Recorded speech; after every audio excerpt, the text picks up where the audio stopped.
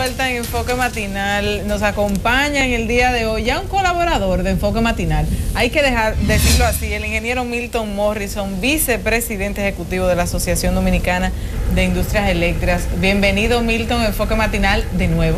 Bueno, muy buenos días, Claudia, Hugo, Elisa. Como siempre, un placer poder estar aquí con ustedes. Milton, yo creo que hay una pregunta cliché ya que nosotros te hacemos cada vez que tú nos acompañas en Enfoque Matinal. Tantos cambios de regla en el tema eléctrico en República Dominicana nos pone las manos en la cabeza cada vez que alguna parte quiere tomar una iniciativa para resolver este problema. Sin embargo, queda la pregunta que te la voy a hacer por tercera vez en este casi año que tiene Enfoque Matinal. Milton, ¿por qué es que no se logra el dichoso pacto eléctrico? ¿Qué es lo que está pasando? ¿Quién es que está boicoteando eso? Sí, Claudia, realmente el tema del pacto eléctrico, como tú has visto en los últimos tiempos, ha sido un reclamo de diversos sectores, incluyendo los de la Asociación de la Industria Eléctrica. Nosotros tenemos más de un año y medio propugnando que se haga dicha convocatoria.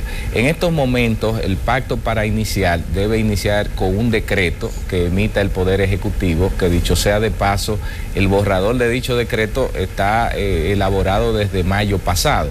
O sea que es un tema que se encuentra, digamos, en el despacho del señor presidente, que debe emitirlo, que le da la orden al Consejo Económico y Social que dirige Monseñor Agripino Núñez Collado para que se inicien estas labores del pacto. Lo que te quiero dejar dicho es que de una u otra forma el inicio del mismo está en manos del gobierno, porque todos los sectores empresariales, sociales, industriales de la misma industria eléctrica han expresado el interés de que se inicien los mismos. Por tanto, le queda, digamos, esa responsabilidad al gobierno de dar inicio a ese proceso que entendemos será el escenario propicio para tratar de buscar soluciones a un problema que tenemos tantas décadas sin solución, y creemos que es justo y necesario que desde ya comencemos a buscarle la solución al mismo. Milton, con manzanas, por favor, para todos nuestros amigos televidentes, ¿qué es lo que va a pasar cuando se haga el pacto eléctrico? ¿Qué es lo que va a suceder? ¿Cómo es que se va a resolver el problema de la energía eléctrica aquí? Sí, mira, Hugo, realmente el pacto eléctrico debemos verlo, o sea, de manera muy particular yo lo veo como ese escenario, ese espacio de discusión donde se van a poner en blanco y negro toda la problemática del sector, donde se van a presentar datos, estadísticas, y donde se supone que de una manera sensata y objetiva, poniendo al país, a la República Dominicana por delante, se encontrarán soluciones a los problemas que nos aquejan. Ahora, yo no creo que el pacto eléctrico es la panacea per se del problema, porque tú sabes muy bien que la historia nuestra registra muchos escenarios de discusión, muchos planes de acciones, pero la diferencia entre lo escrito y lo hablado está en la ejecución, y ahí es donde nosotros hemos sacado rojo en esa materia, en el ámbito de la ejecución y sostenibilidad de los acuerdos y compromisos que llegamos. Fíjate que uno de los elementos que más ha afectado al desarrollo del sector eléctrico, y precisamente tenemos lo que tenemos porque la Ley General de Electricidad, que fue promulgada en el año 2001, en julio del 2001, no se ha respetado. Entonces, es un tema de que no solo discutamos y plasmemos las soluciones al problema, sino que haya la voluntad, la continuidad y seguimiento, gobiernos tras gobiernos, para que eso que se acuerde pueda ser cumplido. Milton, el gobierno del presidente Danilo Medina ha apostado a las plantas a carbón como una buena parte de la solución a la problemática del sistema eléctrico. Ustedes han informado, han alegado, han insistido en que aquí hay capacidad instalada para poder suplir la energía que necesita el sistema. ¿A qué entienden ustedes que obedece esta necesidad que ha creado el gobierno de instalar estas plantas a carbón?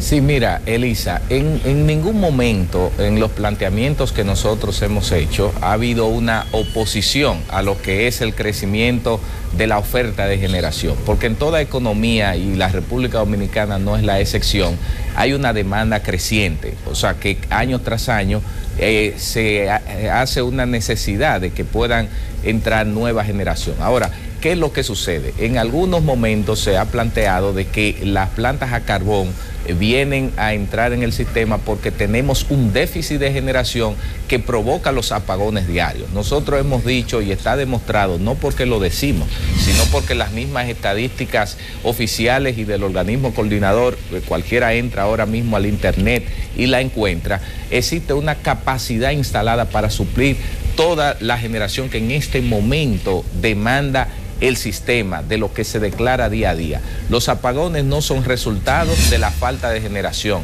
los apagones son resultados de un déficit financiero que tienen las empresas distribuidoras, que no pueden cobrar cerca del 35% de la energía que ponen en la red, y bajo esa lógica de déficit que les representa solo por el tema de las pérdidas técnicas y no técnicas cerca de 500 millones de dólares anuales, entonces ellas programan desde el año 2005 bajo un acuerdo que se den apagones de alrededor entre 15 a 20% de la demanda diaria, independientemente de que hayan plantas suficientes para producir esa energía. Milton, entonces, pero se habla de que, bueno, se ha dicho en más de una ocasión que lo que hace la asociación, bueno, lo que hace la industria privada del sector eléctrico, los generadores, es que tienen una especie de chantaje. Si tú no me pagas, yo te apago las plantas. Bueno, mira, eso es parte de lo que uno y yo he denominado la mitología eléctrica en el contexto dominicano. Mira, se puede hacer una enciclopedia de la mitología eléctrica. Totalmente, y voy a abordar ese tema. Mire, quienes dicen eso, y si son las autoridades, son los primeros que saben que un generador no puede sacar su generación de manera voluntaria si no hay una justificación de la salida de esa generación, porque existen penalizaciones a través del marco legal y regulatorio existente. La entrada o no entrada de una planta generadora no depende del generador. El generador recibe una orden del centro del control a través del organismo coordinador en función de las demandas de energía que hacen las empresas distribuidoras. Entonces, la entrada o no entrada de una planta no es el generador. Son las distribuidoras que dicen qué cantidad de energía van a demandar en el día, le dan esas instrucciones al organismo coordinador que las registra, y el centro de control del sistema es quien da la orden para que entre o salga. Entonces, el tema del financiamiento para la producción de la energía es parte del mito, porque fíjense que hay una deuda acumulada que nunca baja de manera significativa, y a pesar de eso, esas plantas generadoras viven funcionando y generando. Y pero Milton, entonces los apagones financieros no son reales, son un mito. No, claro, apagones financieros porque las finanzas de las empresas distribuidoras no están saneadas, existe un déficit. Entonces, la medida que ellos entregan más energía a la población, en esa misma medida pierden más dinero. Es decir, si yo estoy supliendo un 80%, 500 millones de dólares, entonces si yo suplo un 100%, voy a perder 600, 700 millones de dólares. Entonces, para que no se incremente ese déficit que tienen las empresas distribuidoras, dicen entonces a diario, yo necesito tal cantidad de energía y por tanto no mando a entrar tal o cual planta de generación. Ese es el tema en el fondo. Escuchando esto, Milton, entonces, ¿no es negocio la energía? Si hay tantas pérdidas, si hay tanta situación de calamidad, ¿hay una especie de sacrificio? Bueno, Hugo, no fuera negocio si no existiera un Estado que somos parte todos, que nosotros con nuestros impuestos mantenemos, que se encarga de suplir a través de un subsidio todas esas ineficiencias que tiene el sector eléctrico. Por eso es que tú ves que anualmente cerca de 1.250, 1.300 millones de dólares y quizá un poco más se destinan para cubrir todas esas deficiencias que tienen que ver con el tema de las pérdidas en las empresas de distribución, tienen que ver con el subsidio a la tarifa que da el gobierno a todos los consumidores, tiene que ver con las mismas ineficiencias en la gestión administrativa que tienen las empresas que interactúan en el área de distribución y otras entidades, gastos operativos, deudas acumuladas, etcétera. Entonces, no es negocio si no existiera esa mano mágica que termina asistiendo todas esas ineficiencias, pero si no existiera la misma, este fuera un sector totalmente descalabrado y totalmente fracasado, para decirlo de esa manera. Yo soy de los que creo, Milton, que el tema de las plantas a carbón, no como proyecto en sí, pero nosotros aquí no producimos el carbón mineral, carbón vegetal, no producimos ningún tipo de combustible derivado de petróleo, combustibles fósiles, vamos a llamarla de esta manera. Entonces, nunca vamos a tener una solución económica realmente para el tema de la energía si vamos buscando que la energía sea sobre la base de algún tipo de combustible. Está la energía eólica, está el tema de las hidroeléctricas también, que aunque tenemos una deficiencia que otra, pero podemos tal vez transformar nuestros parques. ¿Qué proponen ustedes como solución económica, vamos a decir, al tema eléctrico? Sí, mira, es una muy buena pregunta, Hugo, porque eso que tú señalas, esa dependencia que nosotros tenemos en un 90%, que para poder generar nuestra electricidad dependemos un 90% de combustibles importados, ya sea el gas natural, el petróleo, el carbón, porque no lo tenemos. Ahora, ¿qué sucede? En el año 2000, o sea, hace 14 años, la matriz energética dependía prácticamente un 90% del petróleo. Actualmente esa matriz energética se ha diversificado de tener 2 fuentes de combustible, que era la hidroeléctrica y el petróleo, a 5 fuentes. Y eso ha ido de manera gradual. Eso que se habla de la diversificación de la matriz energética se ha logrado precisamente con esa participación e inversión privada. Hoy en día nosotros disponemos de gas natural, que produce cerca del 30%. Solo el petróleo, nosotros en términos concretos producimos el 42% de lo que es la matriz energética, y tenemos el carbón con 16 y la hidro. Nosotros, ¿qué planteamos? Que gradualmente, así como se ha hecho, se siga de una u otra forma acentuando y teniendo una matriz energética diversificada. Nosotros como isla no podemos aspirar a tener unos precios competitivos como aquellos países que sí tienen los recursos bajo su subsuelo. Entonces, el planteamiento de lo que es más conveniente es que sigamos teniendo esa matriz tan diversificada como la que tenemos, porque déjenme decirle algo. Hoy en día nosotros tenemos un precio de petróleo que tiene un valor que cuando se produce, cuando se transforma en electricidad, tiene un valor por encima, por ejemplo, del gas natural que tiene la empresa, por ejemplo, que produce electricidad con gas natural como AES Dominicana. Y también tiene un precio por encima del carbón. Pero déjenme decirle algo, hubo un momento cuando uno ve la tendencia de los precios de los combustibles que era más barato producir con diésel y fuel oil que producir con gas natural. Y hoy en día los precios del gas natural a como están en los mercados internacionales están muy parecidos a lo de producir con el petróleo. Y es posible que en algunos años, precisamente por el tema medioambiental, ya se está hablando de poder poner un impuesto al carbón, un tax al carbón, que de una u otra forma puede eso incentivar a que hayan precios más caros.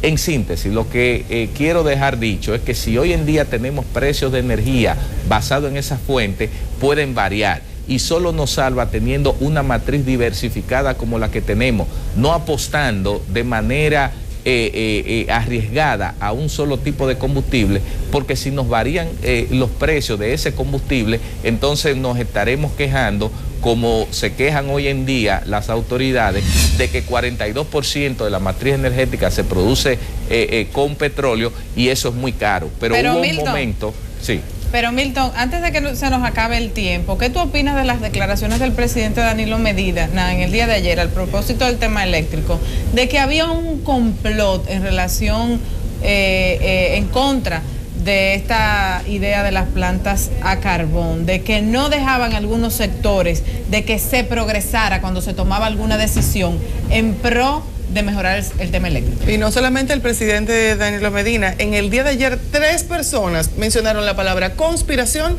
aliado al tema de las plantas a carbón. Sí, miren, yo soy de los que creo, y desde hace un tiempo lo he planteado, que en la República Dominicana debemos llegar al estadio, a la situación en donde se asuman responsabilidades. Nosotros no podemos estar, y ya sean autoridades estatales, ni privadas, ni nadie, estar haciendo declaraciones públicas sobre la base de suposiciones y no otorgar las informaciones completas para beneficio de una población que debe estar debidamente informada. ¿A qué me refiero? Si existe un complot o existe un boicot, que yo no lo descarto, porque cualquier proyecto que pueda generarse en el país de la magnitud de esta planta carbón, ya ustedes vieron que el señor Rubén Bichara habló de una de las empresas, la china, que participó. Siempre en este tipo de situaciones que hay licitaciones, hay quienes de una u otra forma lo objetan. Ahora, lo que no es sano es que se hable de un boicot y un complot y no se suministren los nombres exactos de quienes están detrás de eso. Ahora, yo sí les puedo señalar y asegurar que desde la Asociación Dominicana de la Industria Eléctrica no existe ni ha existido en ningún momento ningún planteamiento de la institución ni sus empresas en cuanto a contribuir al fracaso de esas plantas de carbón. Todo lo contrario, nosotros hemos defendido el derecho y la soberanía que tiene el Estado Dominicano para tomar las decisiones que entienda necesarias en el sector que entienda necesario, incluyendo el sector eléctrico. Entonces, más que decir que existe un boicot, yo quisiera, de manera ya muy personal, que tanto las autoridades puedan suministrar los nombres de las empresas o personas que están detrás de ese boicot y que de una u otra forma sean sometidos por las vías correspondientes. Yo creo que eso es lo más sano para la sociedad dominicana que despertarnos todas las mañanas con anuncios, suposiciones e intrigas que de una u otra forma no contribuyen a la solución de nada. Milton, escuetamente, rápidamente, debemos terminar la entrevista.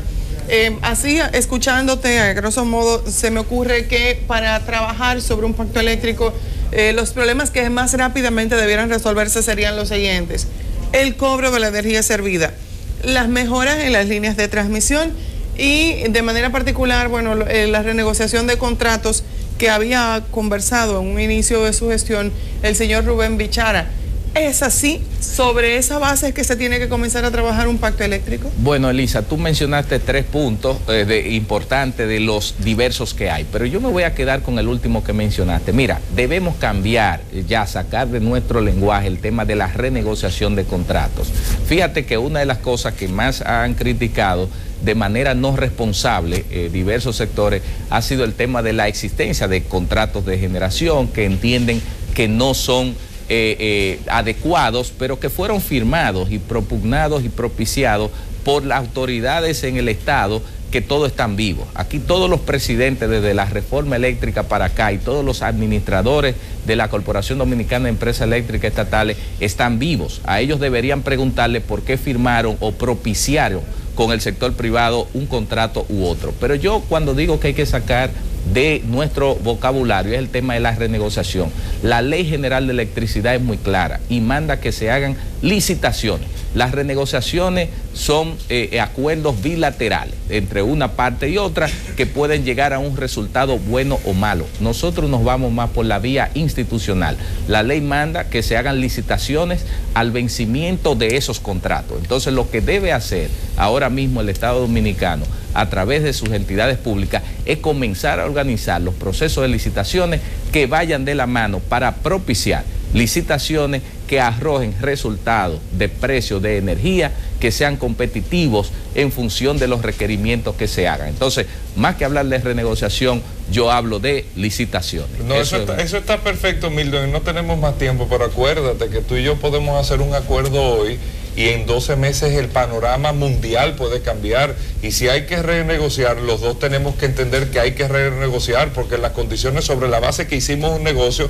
se cambiaron completamente. Totalmente de acuerdo. Tenemos que entender eso. Totalmente de acuerdo. Por eso es que entre las partes, ya sea en un proceso de negociación, en las partes contractuales, en el resultado del contrato, deben contemplarse todos esos elementos que permitan una revisión o readecuación de lo acordado. Entonces, estamos en la misma sintonía. Cuando yo hablo de licitación, no es que estoy diciendo que se lleguen a contratos rígidos, cerrados, sino que sean procesos competitivos para poder cumplir con la Ley General de Electricidad, la Ley de Compras del Estado y la misma Constitución de la República. Entonces, al final de cuentas, la flexibilidad o no de los que tengan esos contratos deberá ser el resultado de los requerimientos o especificaciones que estén contenidas en esa licitación. Bueno. Milton, siempre es un gusto hablar contigo. Gracias por haber estado con nosotros. Gracias a ustedes.